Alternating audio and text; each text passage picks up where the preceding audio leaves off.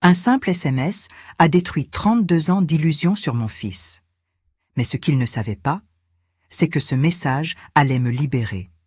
Je m'appelle Annie Blanchard, j'ai 71 ans et je vis à Nantes dans la maison que mon mari Henri et moi avons construite ensemble.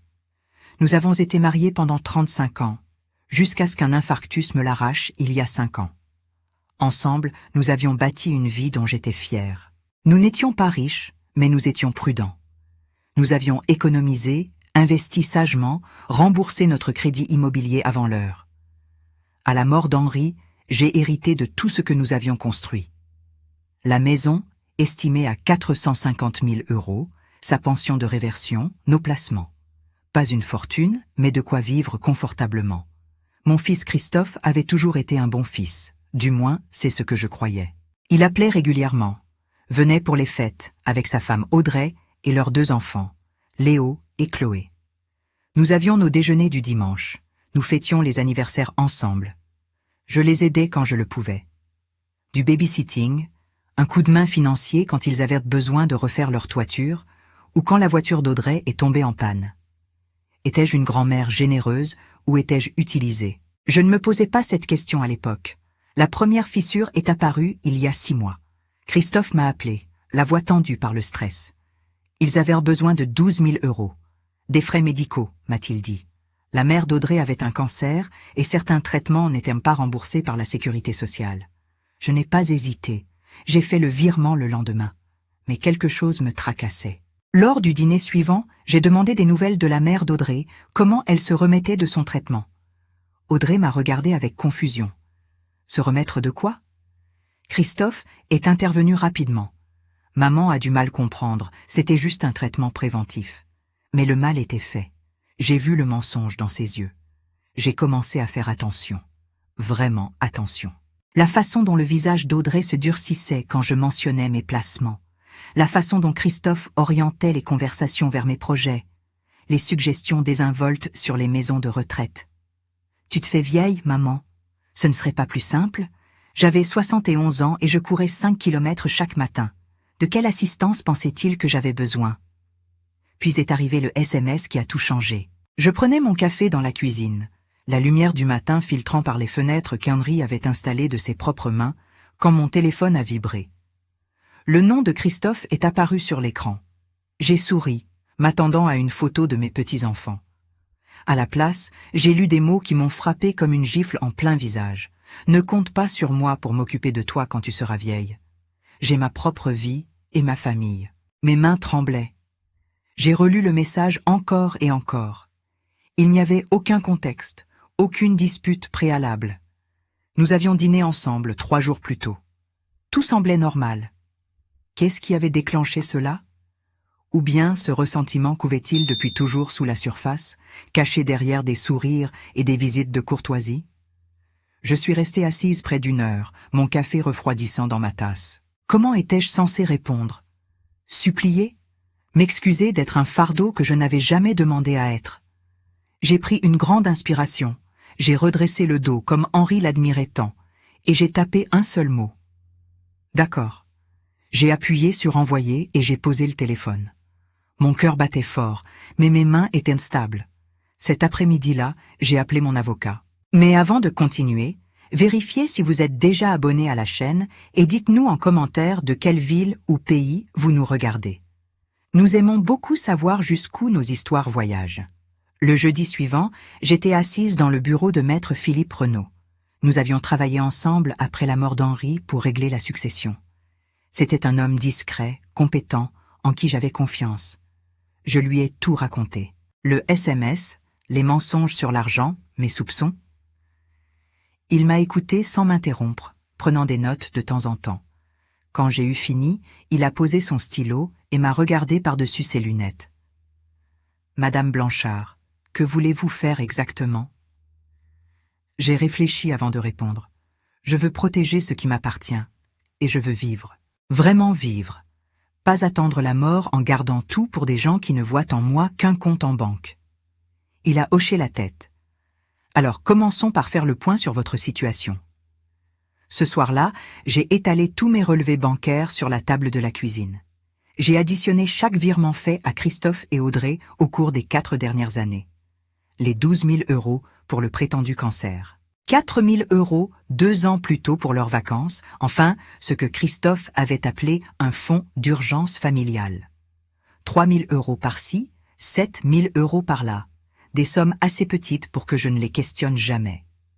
Mais là, les voyant alignés ensemble, le schéma était indéniable. En 4 ans, je leur avais donné plus de 40 000 €.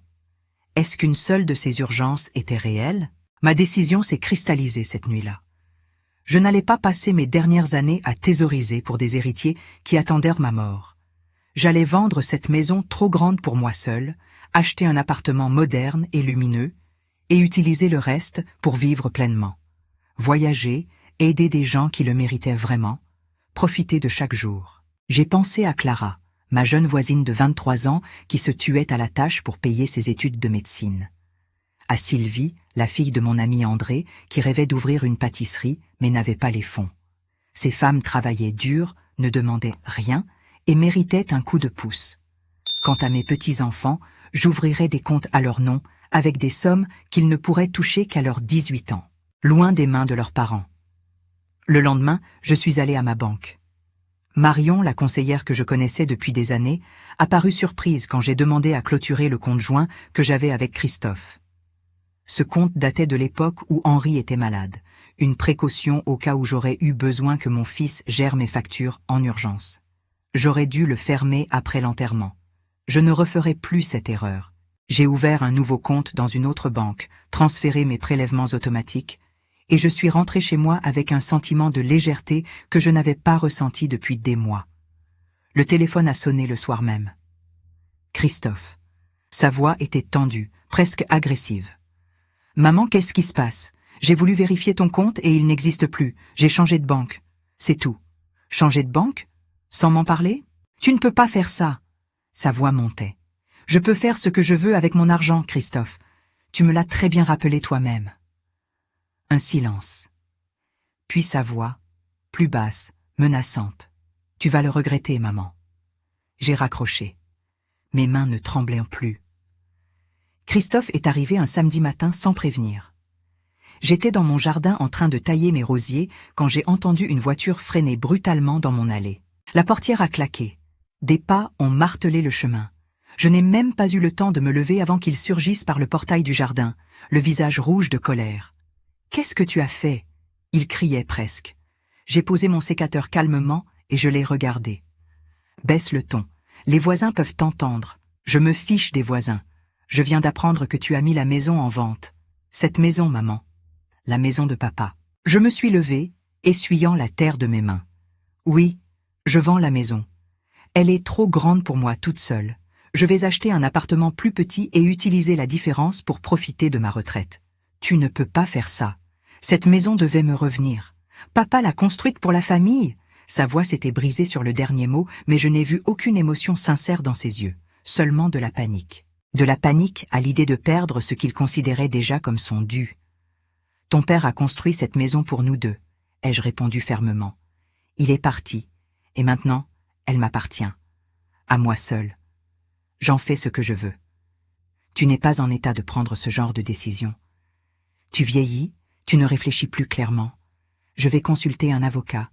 Je vais prouver que tu n'as plus toute ta tête. » J'ai soutenu son regard sans ciller. « Fais ce que tu veux, Christophe. J'ai 71 ans. Je cours 5 kilomètres 3 fois par semaine. Je gère mes finances, ma maison et ma vie sans l'aide de personne. Bonne chance pour prouver que je suis folle. » Il est parti en claquant le portail si fort que les gonds ont tremblé. J'ai attendu que le bruit de sa voiture s'éloigne pour rentrer chez moi et appeler Maître Renaud. Je lui ai tout raconté. Il m'a conseillé de me préparer. « Rassemblez tous vos documents médicaux, » m'a-t-il dit. « Demandez à votre médecin un certificat attestant de votre bonne santé physique et mentale. Notez chaque interaction avec votre fils, chaque menace, chaque tentative de manipulation. Si ça va devant un juge, vous aurez besoin de preuves. » 3 jours plus tard, Audrey est venue seule. Elle a sonné à ma porte avec un sourire doux et une lettre à la main. Une lettre d'excuse, soi-disant. Christophe était stressé par le travail. Il ne pensait pas ce qu'il avait dit. « Nous voulons arranger les choses. Chaque mot suintait la manipulation.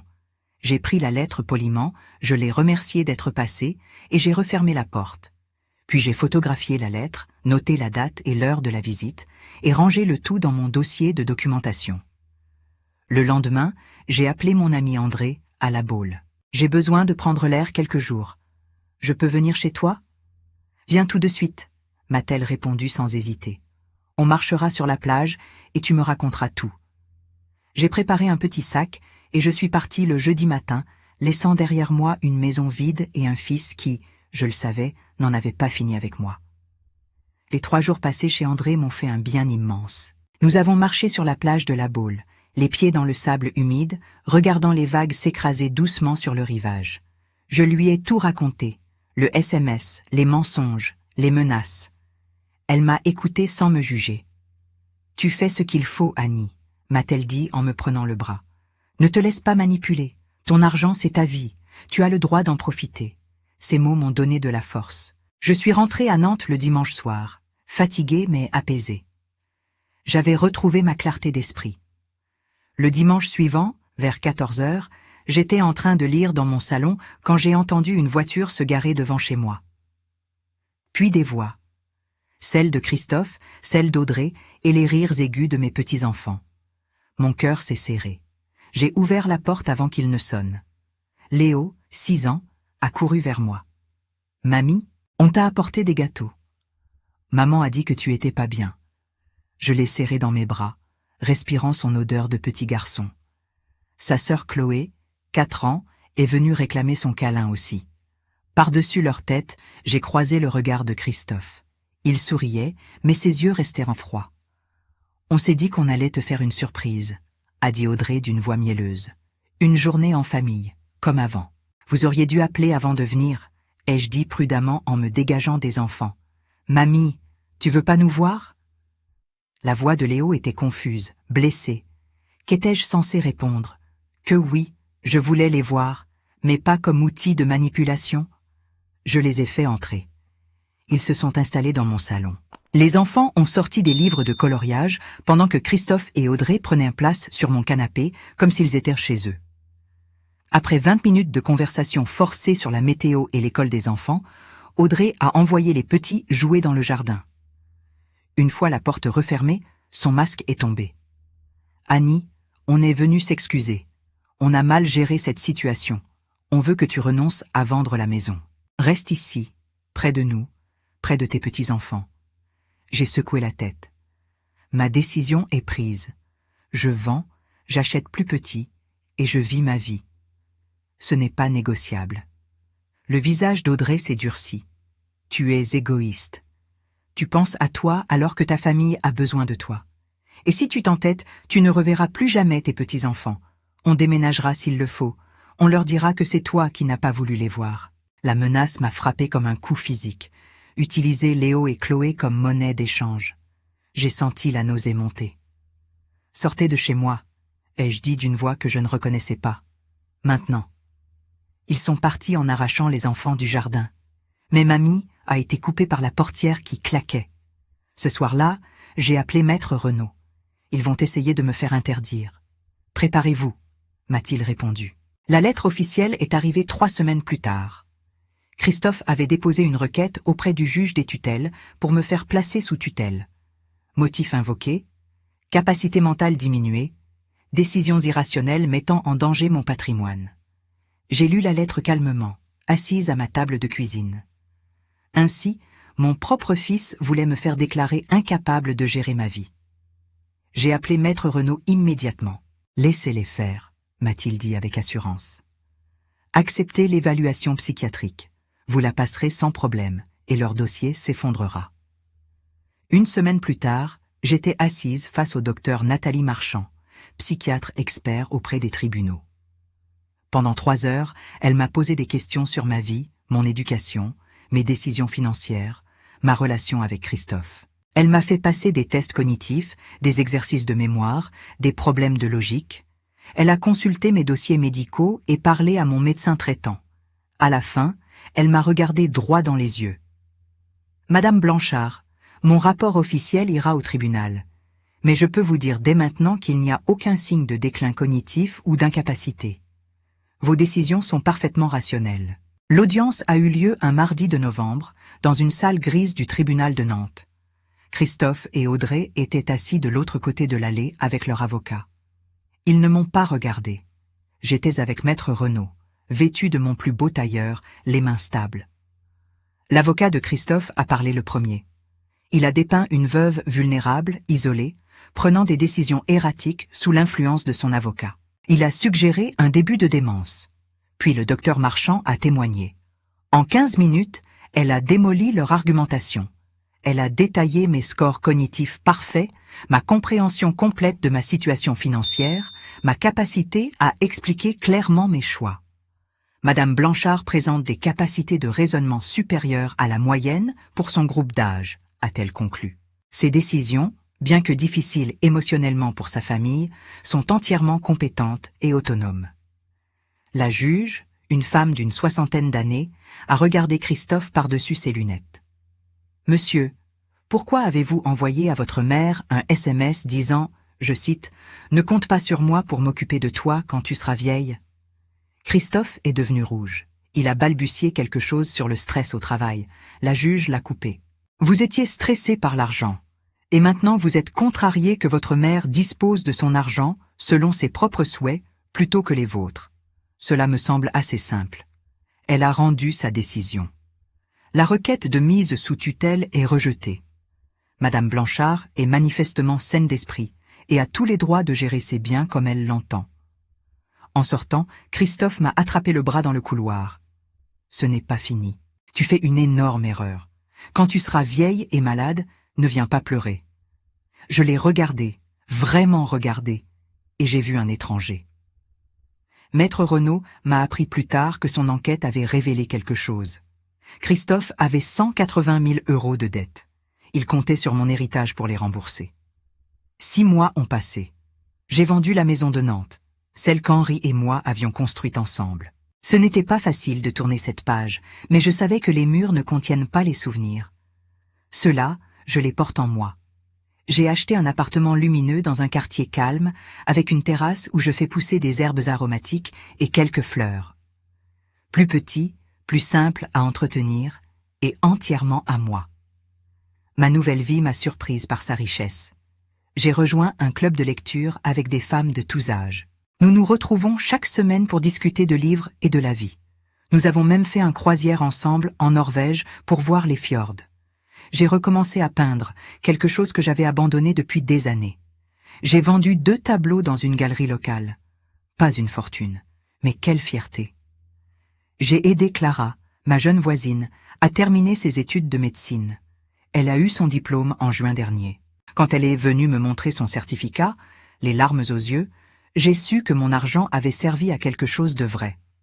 J'ai aussi donné un coup de pouce à Sylvie, la fille d'André, pour ouvrir sa pâtisserie à la Baule. Elle l'a appelée « Aux douceurs d'antan » et fait les meilleurs sablés bretons de la côte. Les comptes que j'ai ouverts pour Léo et Chloé continuent de grandir.